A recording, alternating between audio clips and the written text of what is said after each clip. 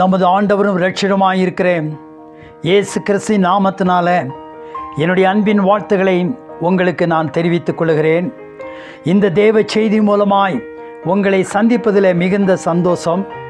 1970-71 ஆண்டுகளில் கோயில்பட்டியில் உள்ள ஜி வெங்கடசுவாமி நாயுடு கல்லூரியில் ப்ரீ யூனிவர்சிட்டி கிளாஸ் நான் படித்து கொண்டிருந்தேன். அப்பொழுது தமிழ்நாடு முழுவதும் அனைத்து கல்லூரிகளிலும் திடீரென்று ஸ்ட்ரைக் நடந்து கொண்டிருந்தது. அந்த விதமான ஸ்ட்ரைக் நடந்து கொண்டிருக்கும்போது எங்களுடைய கல்லூரியும் மூடப்படாதபடிக்கு, பிள்ளைகளுடைய படிப்பு கெடாதபடிக்கு மறுநாள் காலையில் நடந்த அசம்பிளியில் எங்களுடைய முதல்வர் பிரின்ஸ்பால் ப்ரொஃபஸர் நாராயணசுவாமி அவர்கள் இவ்விதமாக பேசினார். இன்று தமிழ்நாடு முழுவதும் அனைத்து கல்லூரிகளிலும் ஸ்ட்ரைக் நடைபெற்று கொண்டிருக்கிறது. ஆனால் நாம் அப்படி செய்ய வேண்டாம். காரணம் என்னவென்றால், இன்று அதிகாலை 5 மணிக்கு பைபிளை எடுத்து படித்தேன். அதில் இவ்விதமாய் எழுதப்பட்டிருந்தது என்றார். இடுக்கமான வாசல் வழியாய் உட்பிரவேசியுங்கள், கேட்டுக்கு போகிற வாசல் விரிவும் வழி விசாலமாயிருக்கிறது, அதன் வழியாய் பிரவேசிக்கிறவர்கள் அநேகர்.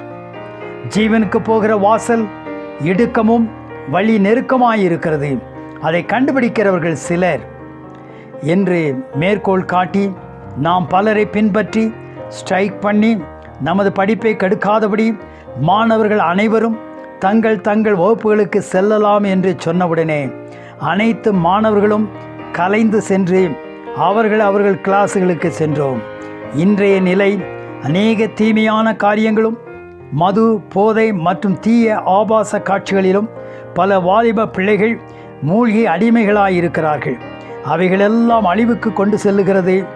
ஆனால் ஜீவனுக்கு நல்ல எதிர்கால வாழ்க்கைக்கு போகிற வாசல் இடுக்கந்தான், வழி நெருக்கமாயிருக்கிறது, அதன் வழியாய் பிரவேசிக்கிறவர்கள் சிலர் என்று இயேசு தம்முடைய மலை பிரசங்கத்தில் கூறியிருக்கிறார். அருமையான தேவனுடைய ஜனங்களே, பிள்ளைகளே, சில நேரங்களில் majority may not be right. அவர்கள் பின்பற்றினால் தீமை நம்மை பற்றி கொள்ளலாம். அவைகள் அழிவுக்கு நேராக அழைத்து செல்லும். நாமோ நன்மையானதை பின்பற்றுவோம், அவைகள் நம்மை ஜீவனுக்கு கொண்டு செல்லும். கர்த்ததாமே நம்மை ஆசீர்வதிப்பாராக.